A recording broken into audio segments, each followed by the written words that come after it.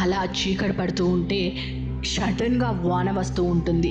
సడన్గా వానను చూసి ఆశ్చర్యపోయిన ఆ వ్యక్తి, అదేంటి ఇప్పటి వరకు బాగానే ఉంది, సాయం సంధ్యకాలంలాగా ఇంత చీకటిగా ఉంది, అసలు ఇంత వర్షం ఎలా పడుతుంది అని పక్కనే ఉన్న ఒక చెట్టు దగ్గర ఆగుతూ ఉంటాడు. ఇంకా అతనికి అలా భయంకరంగా పడుతున్న వానను చూసి నేను ఎలా వెళ్ళాలి అనుకుంటూ ఉంటే అంతకే అతను ఫుల్లుగా తడిచిపోయి ఉంటాడు. తను ఒక దీపపు బుడ్డిలో వెలుతురు పెట్టుకొని వెళ్తూ ఉంటాడు. ఆ గాలికి ఈ దీపపు బుడ్డి కూడా ఆరిపోవడంతో తనకు ముందుకు వెళ్ళే దారి కనిపించదు. ఆ చీకట్లో ఇంకా మరేమీ దారి లేక ఉండిపోయినా అతనికి ఆ చెట్టు దగ్గర నుంచి అలా చూస్తూ ఉంటే దూరంగా పిడుగులు పడుతున్న శబ్దం, వాన హోరును కురుస్తున్నది. అదంతా చూసి ఒక్కసారిగా తేరుకొని అసలు నేను ఎప్పటికి వెళ్తాను, అసలు నేను ఇల్లు చేరుకుంటానా ఈరోజు అని సందిగ్ధంలో అలా ఆలోచిస్తూ ఉంటాడు. తడిచిపోయి ఉన్న ఆ వ్యక్తి చలితో వణికిపోతూ అలా దిగాలుగా ఉంటే అప్పుడే అతనికి ఒక స్వరం వినిపిస్తూ ఉంటుంది. అసలు ఈ వర్షం ఏంటి, నేను ఎలా వెళ్తాను ఇంటికి అని అంటున్న ఒక ఆడామ వాయిస్ అది. ఆ గొంతు విన్న అతను, ఏంటి ఇంత తీయగా మాట్లాడుతున్నారు, ఎవరు అని వంగి చూస్తూ ఉంటాడు. అలా వంగి చూడగానే ఒక అందమైన స్త్రీ మొత్తం తడిచిపోయి తన కురులతో మొత్తం అందంగా తన అందచందాలను చూపిస్తూ అలా మాట్లాడుకుంటూ ఉంటుంది. ఆమెను చూసిన అతనికి ఒక్కసారిగా కళ్ళు పక్కకి తిప్పుకోవడం కూడా అసాధ్యమే అవుతుంది. ఇంకా అతను చలికి వణికిపోతూ ఆమె దగ్గరికి వెళ్ళి, ఎవరు నువ్వు, ఎందుకు ఇక్కడున్నావు, ఇంత వర్షంలో ఎలా చిక్కుకున్నావు, అసలు ఎక్కడికి వెళ్ళాలనుకుంటున్నావు అని అడుగుతూ ఉంటాడు. ఇంకా ఆమె సమాధానం చెప్తూ ఉంటుంది. అలా చూస్తూ ఉంటే ఇంకా మోహిని కూడా సరే అని తన వలలోకి ఆ వ్యక్తిని దింపేసింది.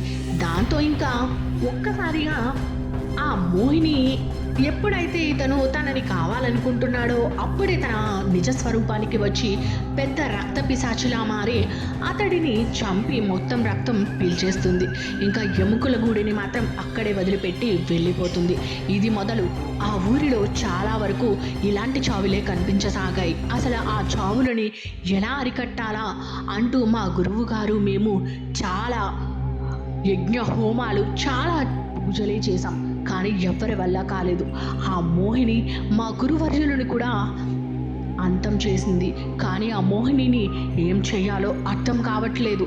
అసలు ఆ మోహినికి అంతమే ఉందా అని గట్టిగా అరుస్తూ ఉంటాడు ఆ గురువు.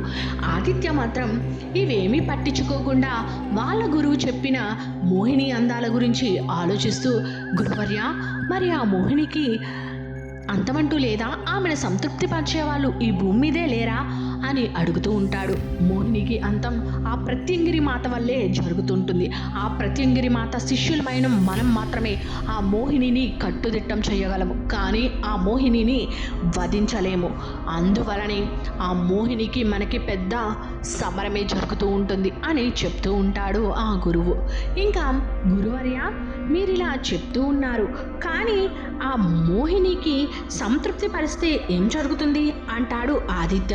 ఒక్కసారిగా ఆదిత్య వైపు చాలా ఆశ్చర్యంగా చూసి గురువులు, ఆ మోహినికి అంతమంటూ ఉంటుందో లేదో నాకు తెలీదు, ఆమెను సంతృప్తి పరిస్తే తర్వాత సంభవించే ప్రయోజనాలు అప్రయోజనాలేంటో కూడా నాకు తెలీదు, ఎందుకంటే దాని గురించి మేము ఆలోచించిందే లేదు అనేసి అనుకొని అక్కడి నుంచి సత్యనారాయణ లేచి వెళ్ళిపోతూ ఉంటాడు. దాంతో ఇంకా గురువు అలా వెళ్ళిపోయేసరికి ఈ ఆదిత్య అలా ఆలోచిస్తూ, మోహినిని అసలు నేను ఎప్పటికైనా చూస్తానా అని అనుకుంటూ ఉంటాడు.